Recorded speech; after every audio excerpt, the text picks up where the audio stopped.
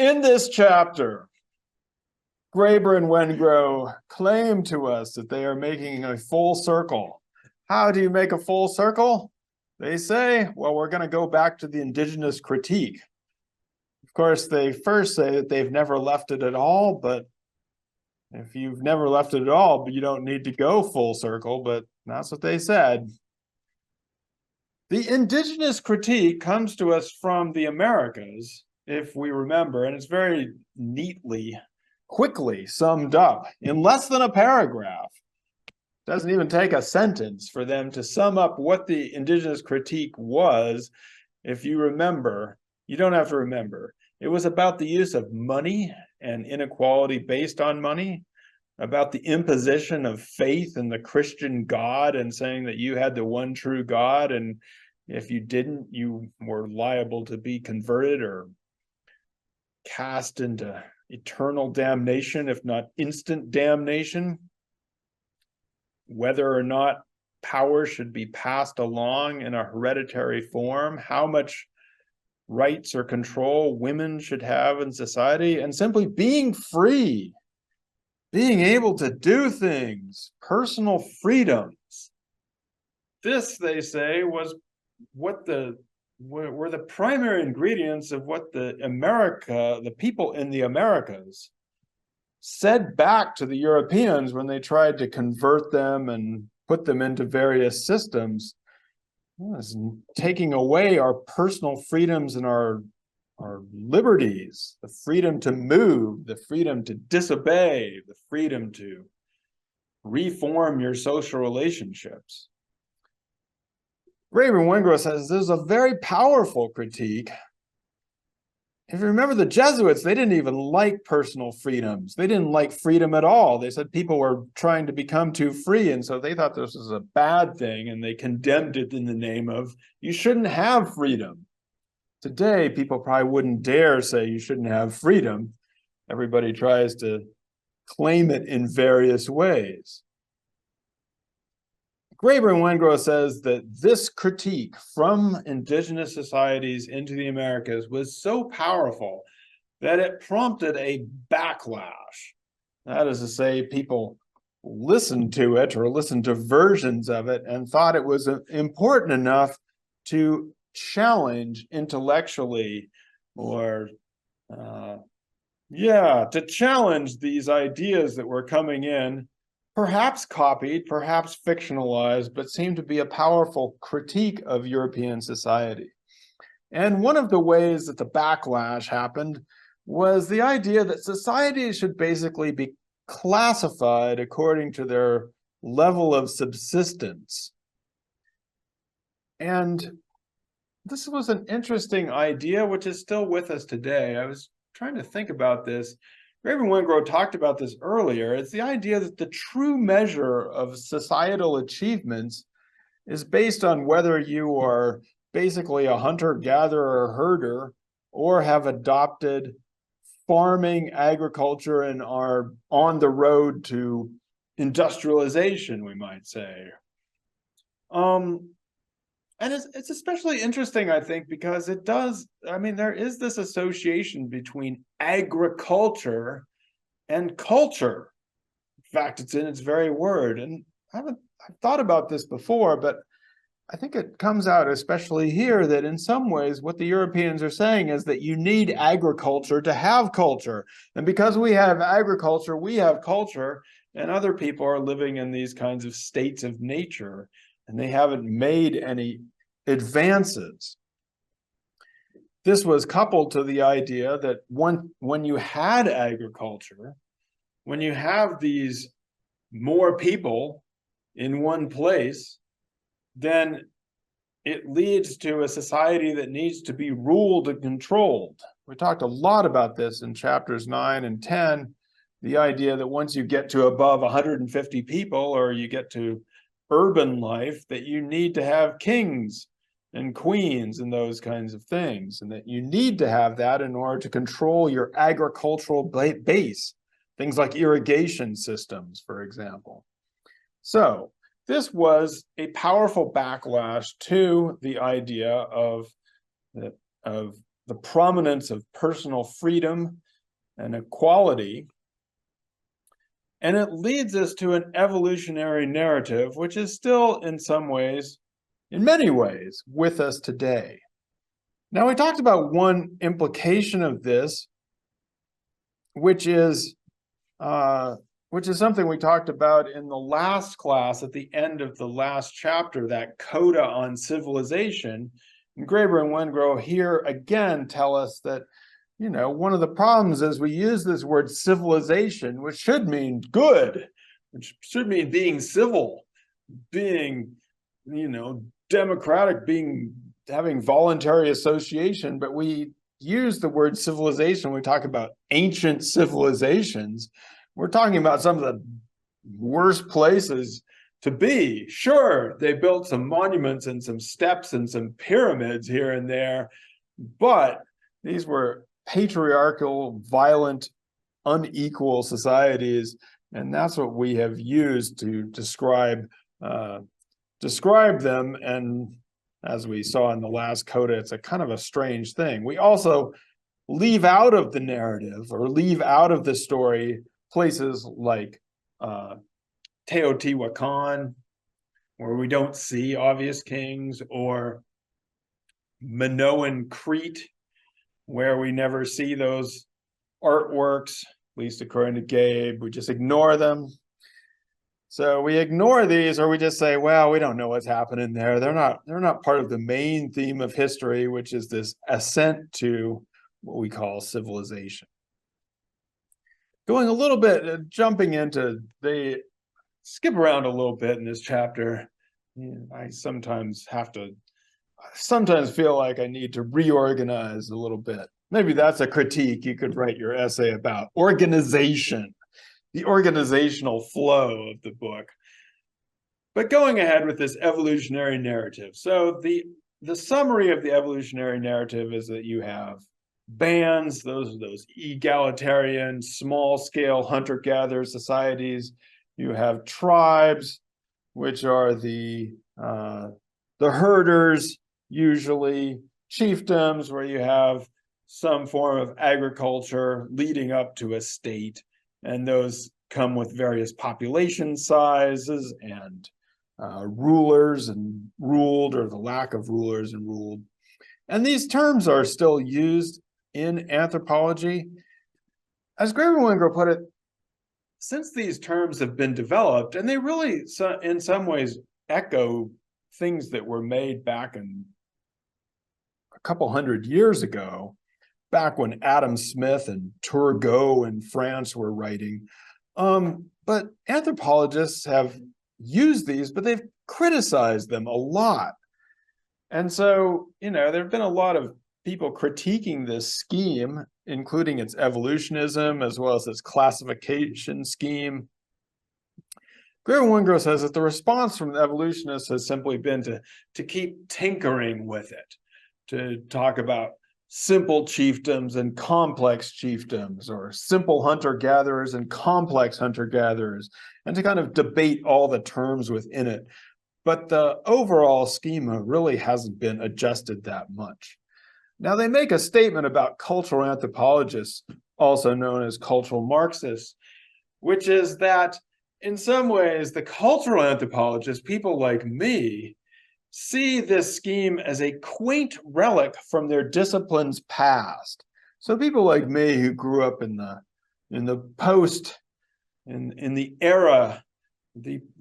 era post this, when these terms were made, see this as something that people don't really which no one today could possibly take seriously. So this was something that people tried, I see it as something that people that tried to do, but since it really didn't work very well, and there's all kinds of exceptions, and it doesn't describe the actual movements of people, it's a quaint relic. It's something that, wow, we did that once, but it doesn't explain anything for our contemporary concerns. So for me, it doesn't, I don't have to deal with it that much. They say, and I think this is also true, that the archaeologists use this because there hasn't been a huge alternative proposed to it. So they continue to use it, and with caveats, and say these, kinds of things. Certainly my own textbooks and Intro to Anthropology back in the day, do to some extent use these terms. They vary on how much they critique them and try to get you to see beyond them. My most recent textbook uses this pretty straight up, in part because there's a couple archaeologists on it. And so I have to introduce the critique. Others do more critique than the straight up, but the terms are still used. Which leads to the situation that people in general, the people out there, the people you meet on your jobs, still basically, if they have to think about human societies, or they want to write about them, or this is still kind of in the water. It's the schema that we think of, because there hasn't really been an alternative proposed. And so we keep going back to this because it's the one paragraph summary of all of human history, and if you got it, you got it. So that is what Graeber Wengrow have been actually trying to argue against this, but we're coming full circle in this chapter to really try to understand the history of the argument against this scheme and why this scheme doesn't work in much of the world.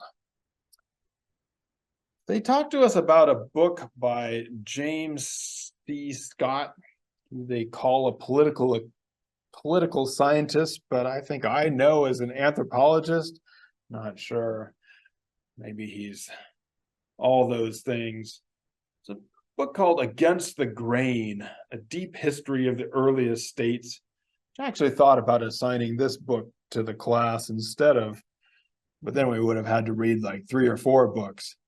They kind of sum it up here. Basically, Scott's argument, at least in their words, is that in these early states, these states arose because they were able to use these above ground grains, not tubers, but above ground grains like wheat and rice, because they were durable, portable, easily divisible, and so you could go in and tax them. You could go in and say, well, you give me 20% of your harvest, and I'm going to make you I'm going to make a big palace or a house. Yes. Portable.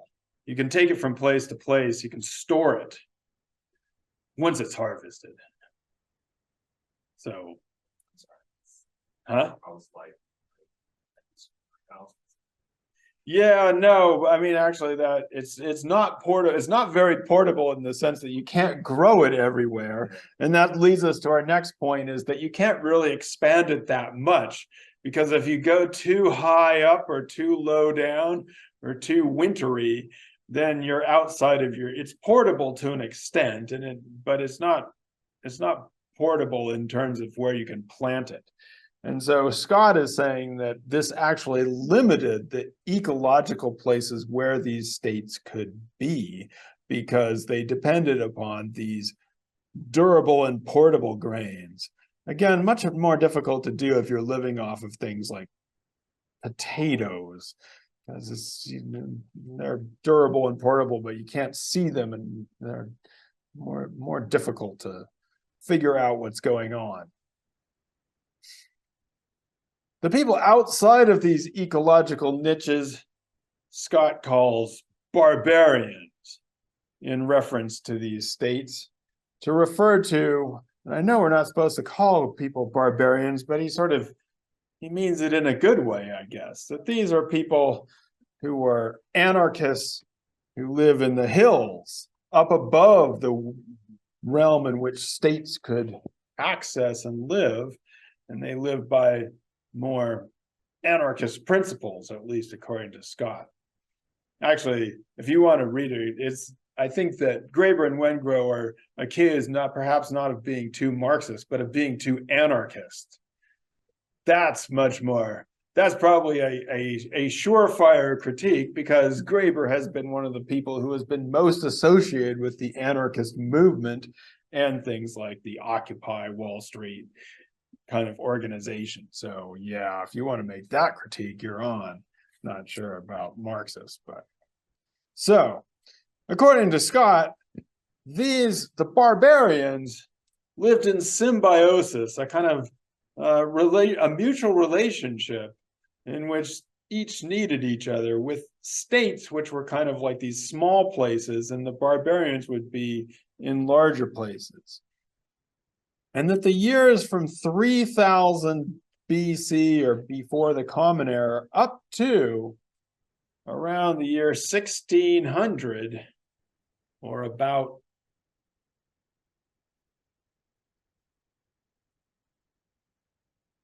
400 years ago. Forget what year we're in. Yeah. I was going to say 500, but that would be jumping ahead. That would be making me too old. Yeah. They're specifically saying like Euro-Asian. His argument is mostly about the states that arose in Eurasia. Yeah. But it's interesting, during this period, who's winning?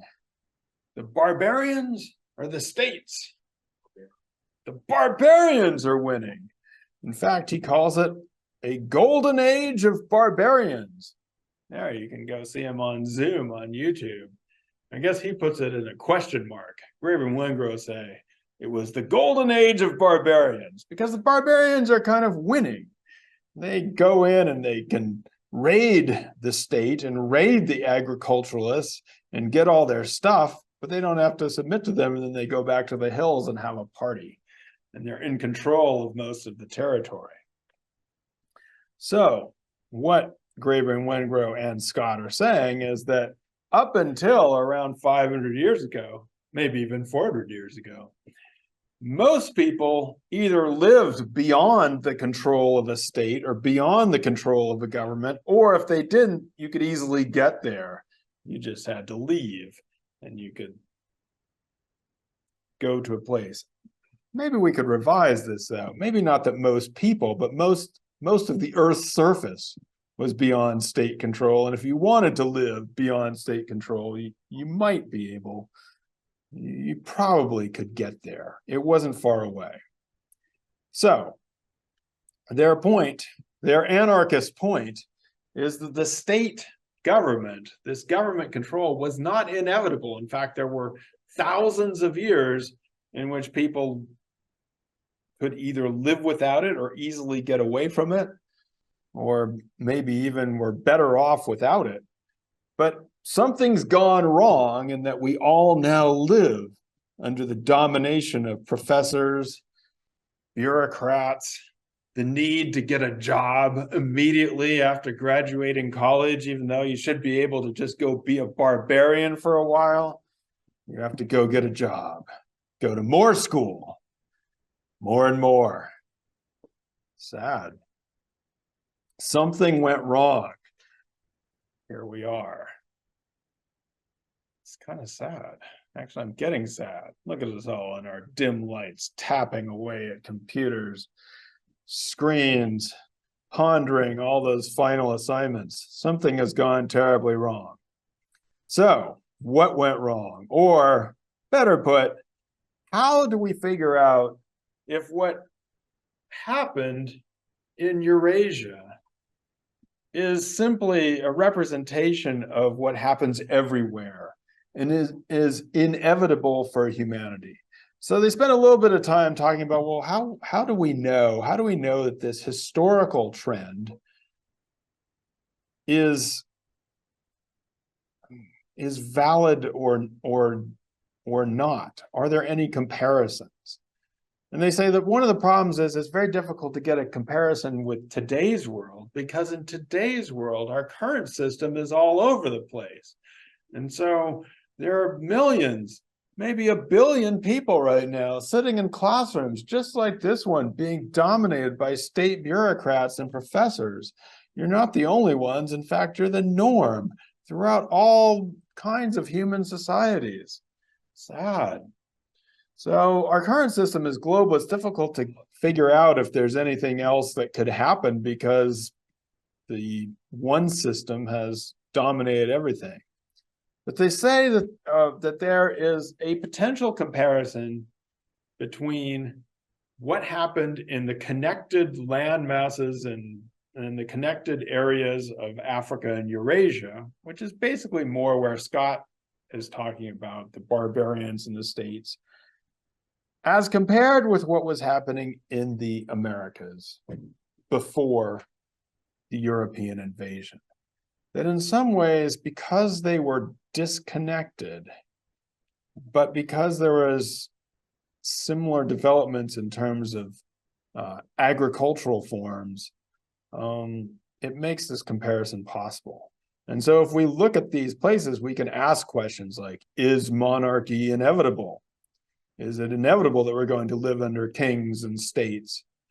Does agriculture always lead to these kinds of power differentials and inequalities and petty bureaucrats? And what their claim is going to be, to wrap it up, I mean, wrap up this part before we get into a long history of the Americas, but their overall claim is that in the Americas, it defies all such assumptions, that all the things that we think about in terms of those evolutionary narratives that people move from bands to tribes to chiefdoms to states are, if we look at what happened in the Americas, we get a very different picture. Now, at this point, they go into a couple of things about Candiaronk, who we'll see later on, so we'll skip over that. I did want to mention here that one of the things they want to establish is that we really can have a dialogue with intellectual traditions that developed in the Americas, and that just because it wasn't a written dialogue doesn't mean there isn't a thinking about politics, about social organization, about how life should be. Their example is actually the idea of dreams, and this idea that you can now buy on a t-shirt or a zippered bag or even a coffee mug. I saw that our innermost desires or wishes of the soul can be revealed in dreams and must be analyzed, and then we can fulfill those. Does this sound familiar? The analysis of dreams to reveal the innermost properties of the soul?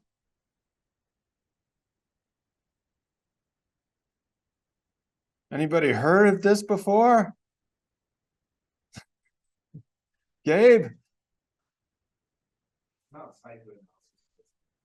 It's like Freud. Yeah, maybe the most famous book that Freud ever wrote. Maybe the only good one. I shouldn't say that. Pretty amazing thinker. By the way, just note the use of tobacco. That will become important later on. It was important for Freud. It's important for us. I think it was important for his interpretation of dreams. Anybody ever read this book? A little bit. It's pretty fun, actually. The one thing I got out of it, which I always remember, maybe you have these dreams already, but you probably will once you graduate from college. My dad still has these dreams. He was telling me about them. You have a dream, and it's going to be your final. You're trying to find the room for the final exam, but you realize that you haven't been to class in a long time. You may not have ever bought the book. You don't know what's going on, but you got to get to this final, and things are going wrong. And this is actually a classic dream of almost anyone who's been through the educational system. This idea that something is happening, has anybody had this dream yet? Like about a high school class, maybe?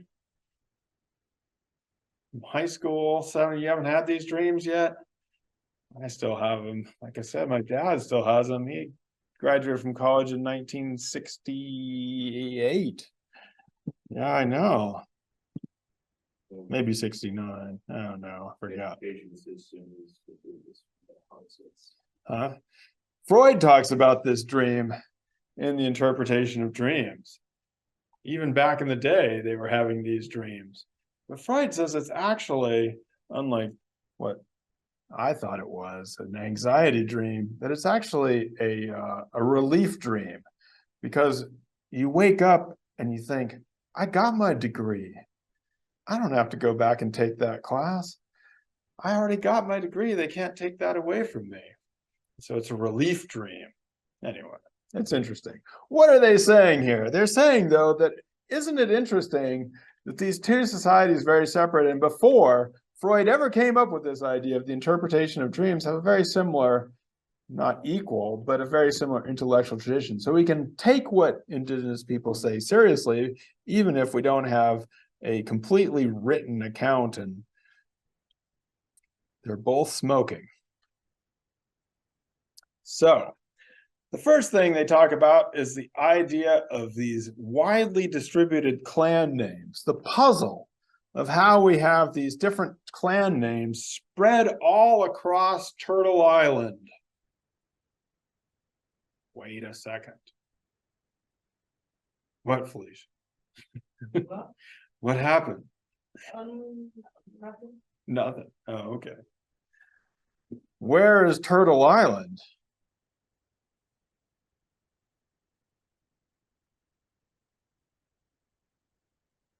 That's the first mystery. No, I'll show it to you. Maybe you'll guess now.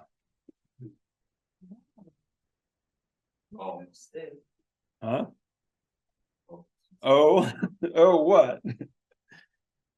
I guess some indigenous groups call North America Turtle Island. The whole continent of North America. There it is. I know, weird. That's America. Well, it looks like a turtle if you put a turtle right on top of it. I guess it does. I don't know if anybody would get this perspective, but I mean, maybe it has more to do with certain stories about the creation of the Americas. But anyway, some people say North America, Turtle Island. So how did these clan names develop? They say that these are not really kinship groups. They're kind of like mythical ancestors, the Bear Clan, etc. And that probably this came about because of had its origins in different forms of ritual and diplomacy aspects across North America, especially, Felicia, where?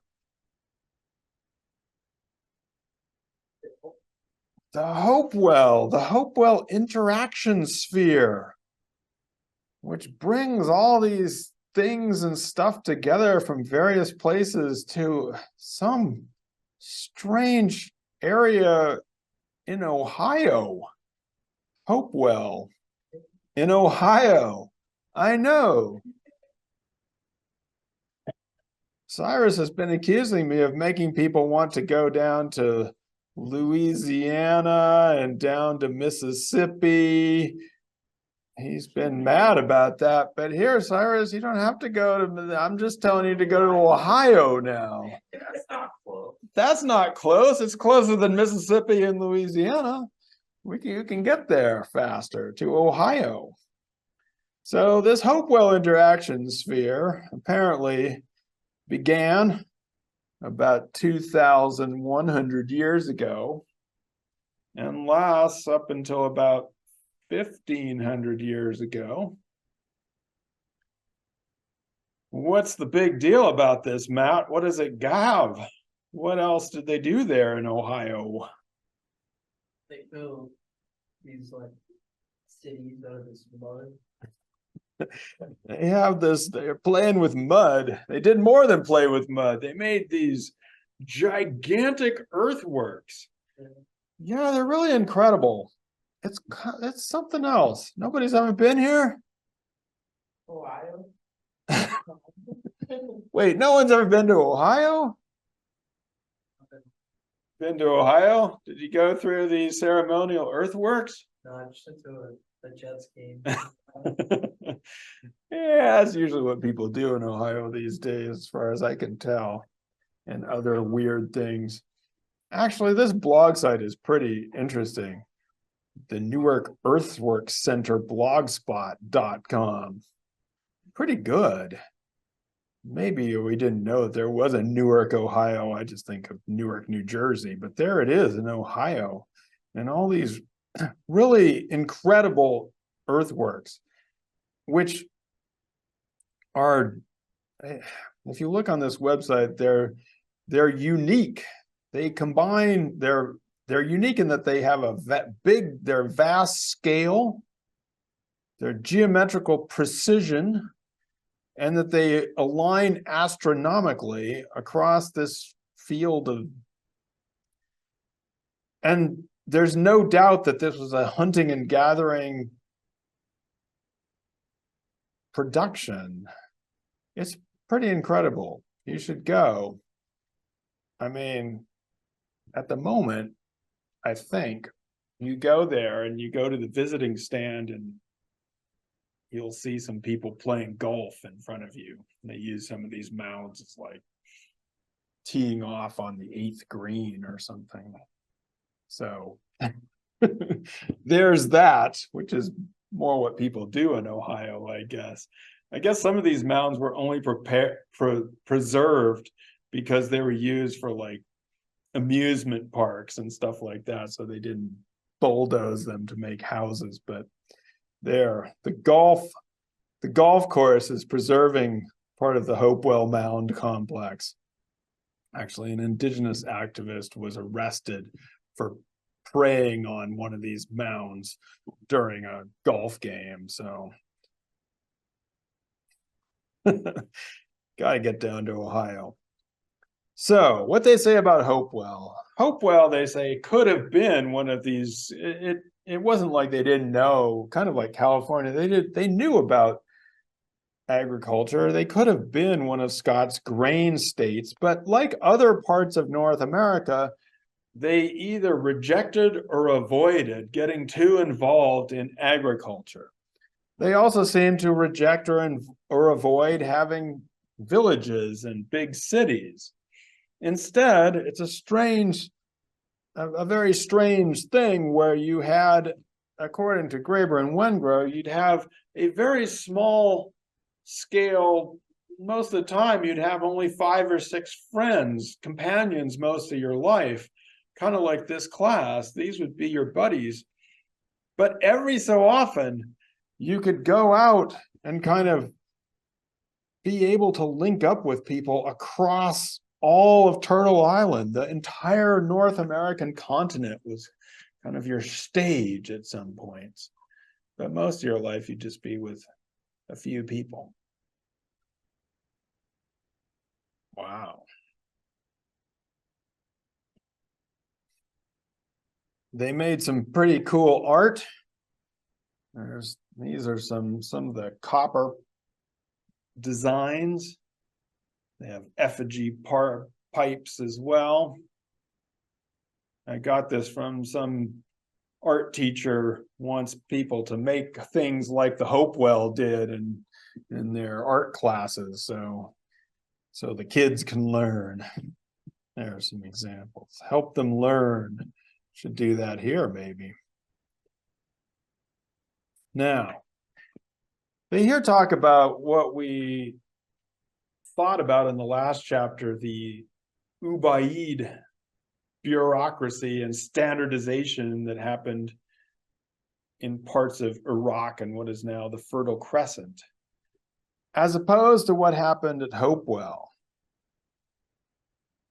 Felician, if the Ubaid are celebrating being all the same, what do the Hopewell celebrate? Different? Yeah, they're celebrating everybody being individually brilliant and different.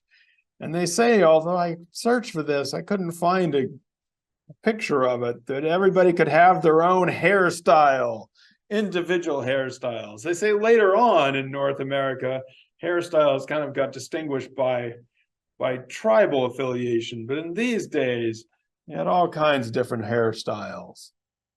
And then they say something curious, that it seems like Hopewell then kind of came to an end, and they speculate that maybe because now this ritual overlay of recognition and clan system and diplomacy and all those things, maybe it was done. So they're just like, all right, we did it.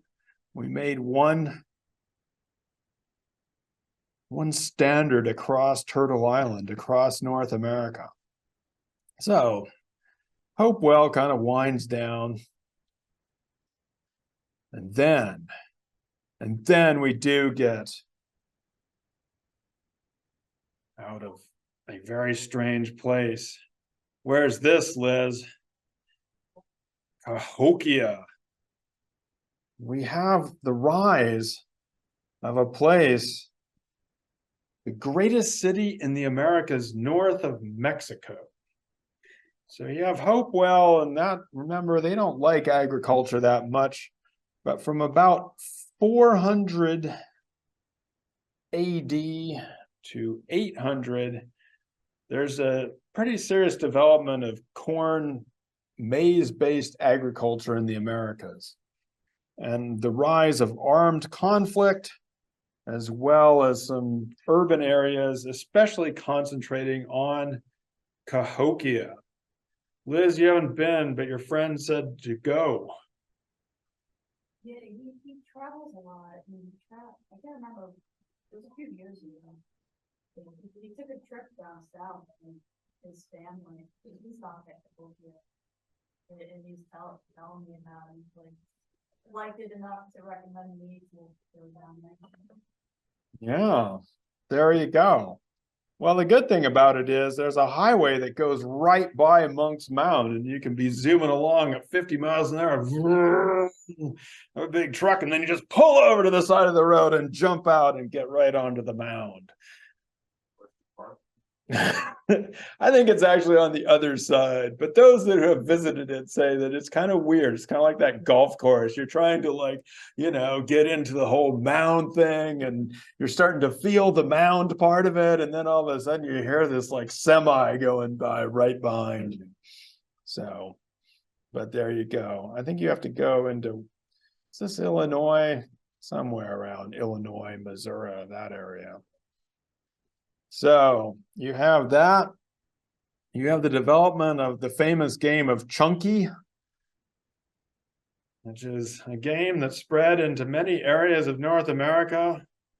It's trying to, you can watch on YouTube, you can see some people doing it these days. It's kind of seeing a little bit of a revival. You roll this disc along, and you have to throw your spear or your chunky stick before the disc stops, and whoever gets closest wins a point, or something like that. So it's coming back. We'll all be playing it soon. Anybody ever played it? No? Okay. Well, anyway, you can watch on YouTube how to play it. Do some art, play some Chunky. This becomes a pretty big deal, perhaps emanating out of Cahokia. So around 500, no, wait, around 1,000 years ago, Cahokia really booms out, and all kinds of crazy stuff starts happening. There's human sacrifice, violence, Birdman, all kinds of weird Cahokia stuff. I mean, it gets really out of control. It's wild. And, you know, and then it basically has a pretty massive collapse. And there's been a lot of debate. They say there's a lot of debate about why it happens. Was there some sort of ecological climate difference thing? Did all their agriculture go to hell? Who knows? So there's a lot of people who want to say that there's a climate ecological thing going on. Some people say there's social factors. There's also argument about whether how big this city was. Did it constitute a state or not? Remember from the last chapter, this argument about what is a state, what is not a state, what is a collapse, what is not a collapse. all of these arguments have been made about Cahokia, what seems, or what they propose, is that Cahokia in their terms is a second order regime. It powerfully fused together two of their three forms of social control or domination: the control over violence, spectacular violence, together with the heroic politics, kind of like the Maya, in fact, is their closest example, that you have the heroic politics of the chunky games together with the kind of violence and sacrifice and domination going on. And that in some ways, like the Maya, it almost also incorporates that third part, which is control over bureaucracy or control over secret knowledge. And so it almost becomes very much like what we would consider to be a state. The thing is that these kinds of third order regimes are also very vulnerable to being completely overthrown, kind of like we saw with the Aztec and with the Inca, is that once you have this military, or I mean a kind of a military-like organization controlled by a single ruler and a competitive field, it also makes the empire vulnerable to being overthrown in the classic sense of, the idea of the Spanish or the conquered the Aztecs or the Inca. Because once that system collapses, you just install yourself at the head of it. In the case of Cahokia, something even perhaps stranger happens, in that for many years, and it's debated how long exactly this happened and why, and if this area got repopulated and by whom, but it does seem that at least for a little while, people left this area and left it desolate, so that it was called a vacant quarter. It was like whatever happened there, you didn't want to go there anymore. And again, there's debates about, was this simply an ecological thing, that their crops failed? Graeber and Wengrow say it was a social thing, that once Cahokia collapsed, people moved away and didn't ever want to go back there again because they were rejecting that whole system. And so again, remember, they are trying to argue that this does not follow the classic ideas of, tribes to chiefdoms to states, that in fact what happens here is a rejection of this state, a rejection of this, and a new political system which is founded in some ways against those principles. And so for a while, this place really empties out. And what they say is that there was a mass defection. People left once they were able to either overthrow or just leave Cahokia, that they left, and that as they left this place, they formed new political alignments. And they say that this is true of indigenous sayings in which moving to a new country is the same as making a new social constitution or making a new government. And so that what we call today social movements are actually the same as or equivalent to real physical movements. And instead of doing a social movement by protesting, you would simply move away. So there was a period of different, some people tried to resurrect the idea of Cahokia and the symbolism and take control over small areas. And so they say, there's different little places where some monarchs or monarch-like figures were established. We talked about the Natchez, for example, where you'd have these little kingdoms or places that perhaps continued the Cahokia tradition. But in general, and what we will be reading about for the next part of the chapter, is how the collapse of the Mississippian world, so how the collapse of Cahokia and that whole regime and rejection of its legacy, The fact that they emptied out of there, moved away and left it vacant, at least for a couple hundred years or maybe 100 years, opened the way to new forms of indigenous politics around the time of the European invasion. So if Cahokia rises up for a while, around 1,000 years ago, and then falls and is left vacant, that around the time of 1500, 1600, there are these new political formations, which are in some ways an explicit reaction to the kinds of things that were going on in Cahokia, and that is the source of what would later become the indigenous critique, the kinds of things that Candiaronk was saying. So